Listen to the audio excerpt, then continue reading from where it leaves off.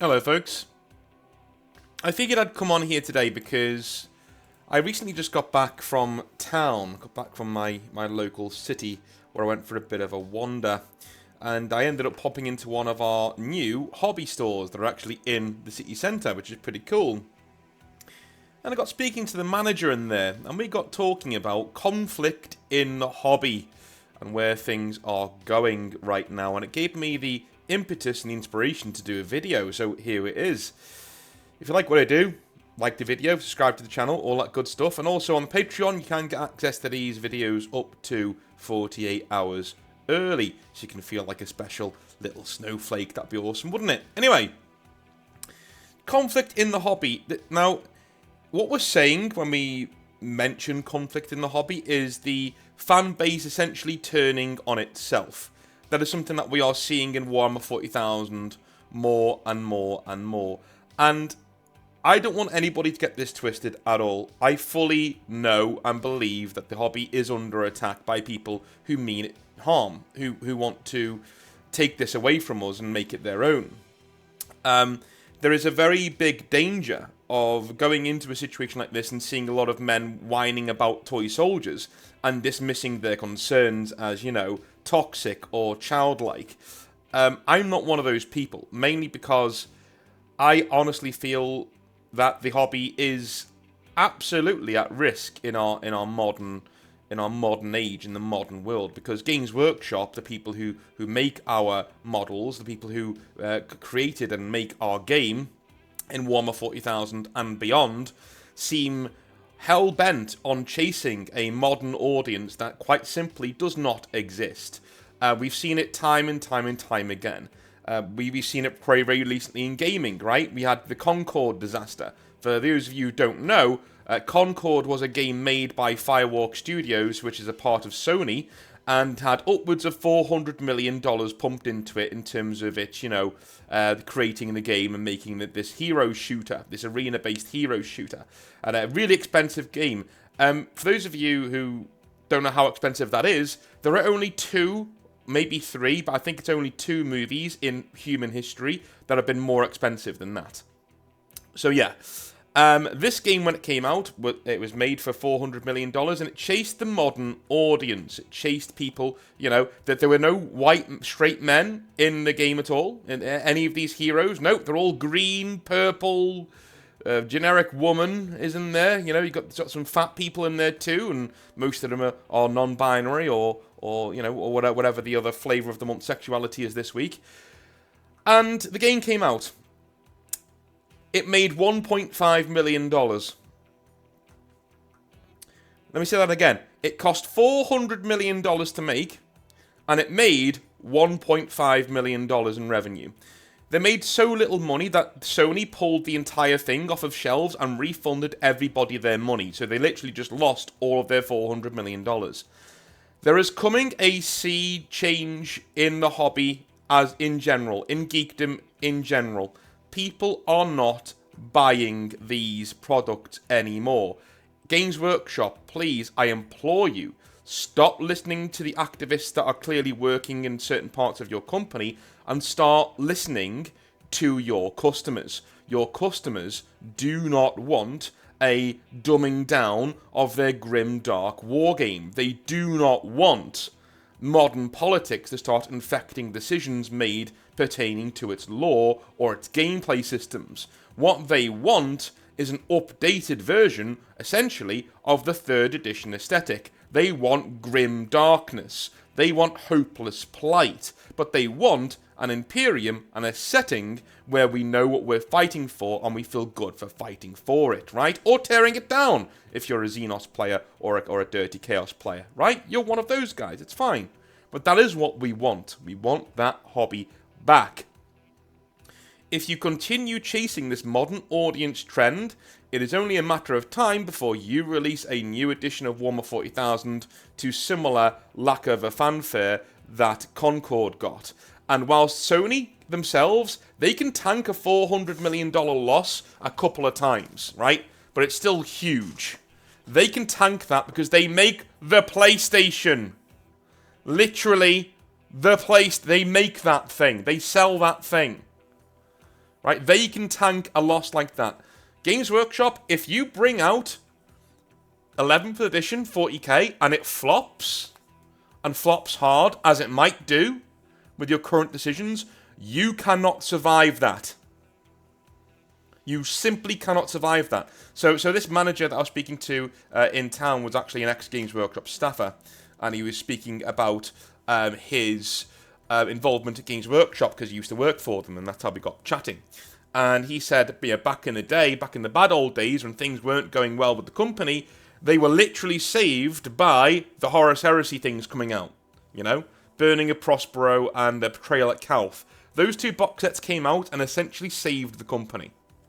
They kept the wheels turning, because for a good time there, Games Workshop was on its last legs financially and was about to collapse.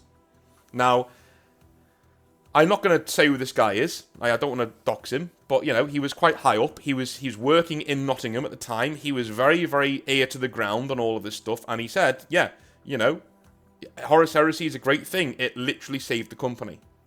It got us to the end of 7th edition, which basically means 8th edition comes along, bang, big sea change, big simplification of the rules, big spike in popularity. Then the pandemic comes along, bang, and everyone's held captive, and everyone buys Warhammer because they've got nothing else to do, right? They see record profits, but Games Workshop have been very, very, very lucky with circumstantial things, meaning that they're getting more money put into their coffers than they perhaps should do. And I don't think, as a company, they're smart enough to realise that that's the case, okay? Games Workshop are not successful because they've made good decisions. Games Workshop are successful right now because the world has evolved in a way that has allowed them to be successful. That is a precarious position, and their financial position is not as airtight as you would think. We are now seeing the profits of Games Workshop after year upon year of growth. They're starting to come down again. They're still in profit, they're still making profit, but they're not making as much money as perhaps you would think. We're talking about 40 to 50 million pounds worth of profit, and out of that, you've still got to pay your dividends to your shareholders and all that sort of thing, right? So this isn't a company that's firing on all cylinders and is able to tank a loss like a Concorde, for instance. You know, Sony are panicking over that kind of a loss. If a tenth of that happened to Games Workshop, if they lost 40 to 50 million pounds because their new release of Warhammer 11th edition didn't go well, this is a company in serious jeopardy. This is a company in serious trouble. All right? We are propping it up right now, and I think the more they make these divisive statements, the more they snatch defeat from the jaws of victory. They do this all the time, you know? We had it with the riots in 2020 when they basically told most of their fan base to go away on Twitter. Yeah, genius move. You know, most of the dudes who play Warhammer tend to be quite conservative-minded. They do. They tend to be that way. And when I say conservative-minded, I don't mean far-right, okay? If you think that's what that means, go and sit on an anthill naked, please. You should not be here on this video. You're not going to comprehend a single thing that I'm saying, because speaking to you is akin to talking to a brick wall. No. What I mean by conservative is these are guys who literally are looking for a wife, maybe, you know, they're chilling out, they're doing their own thing, they're very, they abide by laws, they love their country, you know, they love Britain, they love America, they love wherever they are, right? These are good lads who just want to get on with it and be left alone. And if you call them out, and you basically say, you know, if you disagree with anything that we say on this topic, you need to go, you need to get out of our hobby. That's not a great thing to say, alright? The hobby's either for everybody or it's for nobody. Who is it for, right? So, if they start hitting own goals like that, we're going to start seeing a definite sea change in the wrong direction. And I think that's pretty much where we're headed right now. And that's the reason why I wanted to just touch on this, because it's something that people have brought up in the past. Remember the other week, or last week I think, when I did the Emperor as a female take, and I actually still back that up. I still think that's a pretty good idea, right? What I'm saying there is that is a good idea, but it isn't an idea that Games Workshop can do, right? Because Games Workshop wouldn't do it for the right reasons. If I did that idea, I'd be doing it because it's a cool idea, right? You've literally got this super sister of battle leading this really dogmatic part of the Imperium. That'd be pretty cool, right? That's why I'd be doing it. Games Workshop will be doing it because, haha, we get to piss off a big section of our audience again. They seem to revel in the fact that every single time they do a female Custodes, every single time they make a boneheaded decision like this, it pisses people off and drives them away. They seem to celebrate that fact. And you know where you end up when you do things like that? You end up with a Star Wars Acolyte situation where it's cancelled completely. You end up not making any money because you chased off the very people who wanted to build you up in the first place and who did build you up in the first place. There is another company in geekdom who act in a very similar way. BioWare. Yeah, BioWare. That company, that game company, that development company, who are so close to collapse that you can just sniff it on the wind, right? If Dragon Age the Veilguard isn't a wild success, they are gone. They are gone. And everything we've seen of that game, it just seems to revel in telling you, as a straight white male, you don't matter to us anymore, you're not our target audience. Our target audience is the modern audience, and as we know, the modern audience doesn't exist. If you try to make your game, your system, your anything for everybody in the world, the modern audience, you've made it for nobody and nobody will buy it. If that's where Warhammer is going, it is in serious, serious trouble. And that is why I've been trying to inoculate you guys over the last couple of years. I've tried to say to you, dude, it doesn't matter what Games Workshop do with our hobby. It doesn't matter that they bring in female custodians. It wouldn't matter a jot even if they brought in a female Emperor of Mankind. It doesn't matter. Why? Because they won't be around in 10 to 15 years' time. So who cares? Because if they carry on down this trajectory, if they carry on alienating you, the people who made their company, the people who put the money into their shareholders' hands, if they keep alienating you, there is only one place they're going, and that is the fucking dustbin. That's where they're going. Okay? So it doesn't matter what they do. You need to inoculate yourselves to anything Games Workshop decide to do with the law. Just ignore it. Completely ignore it. They have no right. Alright? They own the IP, and it's very ironic that I say that. They have no right to bastardize the law in the way that they seem to do. Okay? But you have every right to take that law and take what you think is cool and say, that's my Warhammer 40k. I'm cool with the rest, thanks. You can keep all that. Right? You can keep your progressive nonsense. You can keep your modern day politics being seeped into Warhammer 40,000 across the board. Keep all that. We're not bothered. I'll do 3rd edition, thanks. Dude, you can go and play 3rd edition now. There are literally groups on Facebook and Reddit, a bit of a cesspool, but on Reddit and all these other sites where you can go and find people to play 3rd edition with in your local city. If that's what you want to do.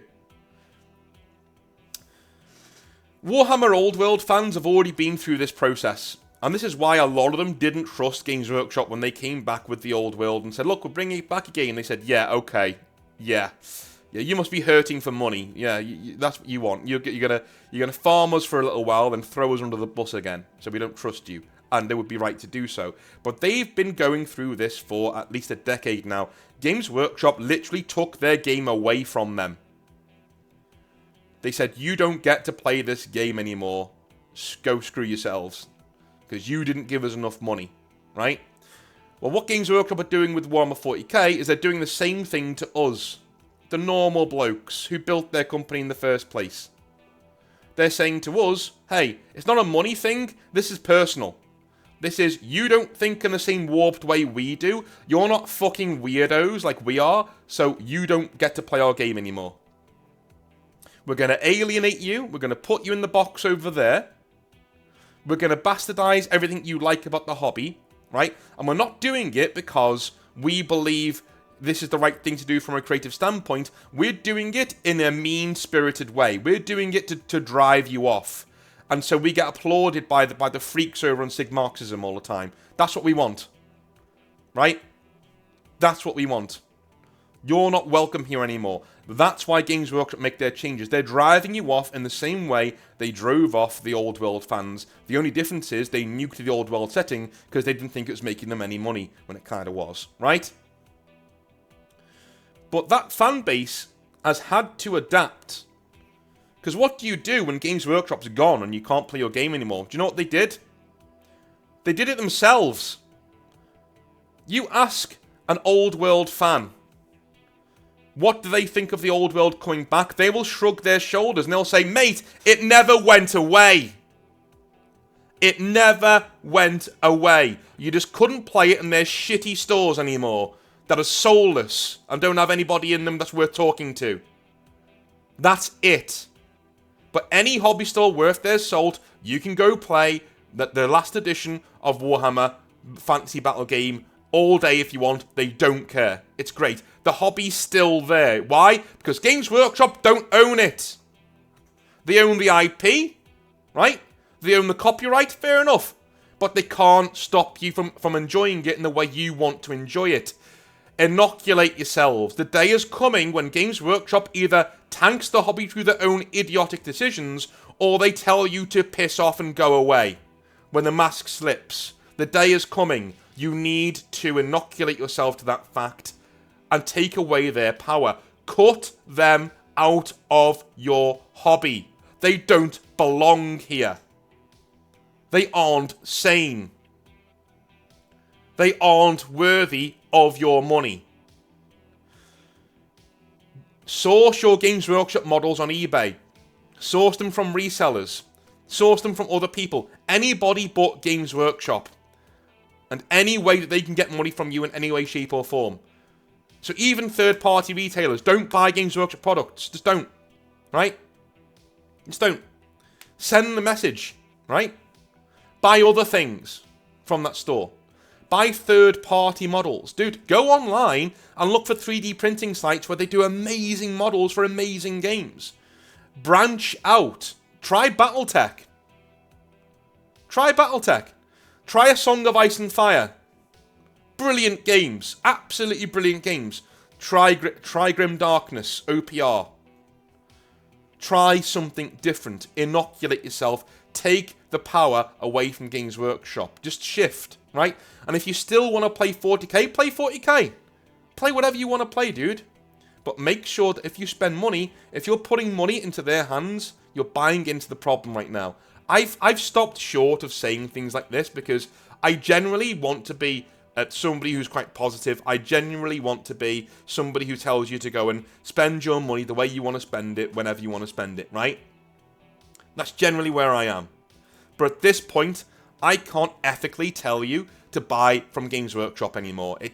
Or even people connected to Games Workshop. If you go to your local hobby store and they've got Games Workshop products, tell them, listen, I'm not interested in this. Do you have any things that are like Games Workshop that I can just give you the money and you keep it and Games Workshop don't see a penny of it, right? You know, because they have to buy their stock from Games Workshop. If you don't want them around, dude, you're gonna have to stop paying into the monster's mouth and let it starve. You know. So there is conflict in the hobby. There is a massive conflict in the hobby of people who want to be here because it's Warhammer and it's what they grew up with. And by the way, before any fucktards in the comments or anywhere else seem to want to say, oh, well, you just don't like people who don't look like you, mate, everybody is welcome here. Everybody is. If you like Warhammer, welcome. If you like 40k, you like Grim Darkness in the far future, you think chainswords are cool, welcome, mate. No problem. I don't care if you're a man, woman, black, white, purple, whatever. I do not give a shit. You can identify as a Black Hawk helicopter if you want, sexually. I don't mind, as long as you think Warhammer's cool and you don't come into me talking to me about your own political agenda. We're all good, man. Just come in and I'll have fun and you will have fun and we'll get together and maybe we'll be friends. Because that's what the hobby's all about. The hobby is not about excluding people who think differently to you. That's not what it's about. It is for Games Workshop, though. Right? It is for Games Workshop. You know? There you go. I don't care what your opinions are on anything. I care about whether you... I care more about whether you like Space Wolves than if you're gay or not, man. I swear. Like, whatever your political agenda is, I care more about what army you're into and what I can judge you for on that merit rather than anything else. I don't care about who you are outside of the hobby, right? You're here to have fun with me in the hobby whilst we're in this transitory state of playing with toy soldiers, right? When you go out into the real world, then if we meet out there, outside of the hobby, then I want to know the kind of person you are, sure, right? And there are certain people I want to be around, and there are certain people I don't want to be around. Okay? On both sides. But when we're sitting here talking about toy soldiers, I couldn't give less of a shit. As long as you don't bring it up, it won't enter the conversation.